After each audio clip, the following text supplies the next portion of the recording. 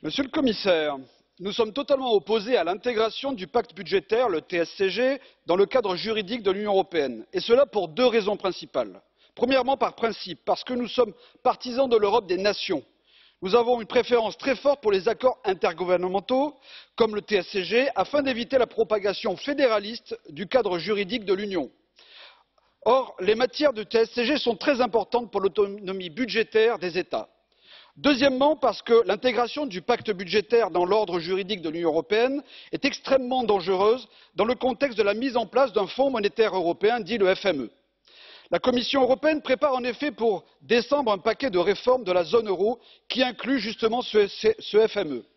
Ce Fonds monétaire européen est voulu par l'Allemagne. Gendarme macrofinancier, il aura pour mission de mettre en place un mécanisme de restructuration des dettes publiques, c'est-à-dire un bail-in pour les États. Le FME annoncera ainsi les différentes pertes pour les investisseurs et agents économiques qui seraient appliquées en cas de défaut. Cela aura l'effet d'accroître préventivement les pressions sur les États via les disciplines de marché et le renchérissement du coût des financements par la dette. Le FME assurera le respect le plus strict du TSCG. Sa tâche sera facilitée par la possibilité nouvellement ouverte de saisir la Cour de justice de l'Union européenne, cette possibilité étant fortement désirée par Mme Merkel lors de la négociation originelle du TSCG et avait été alors rejetée par les autres États. 5 ans après, discrètement, nous y revenons.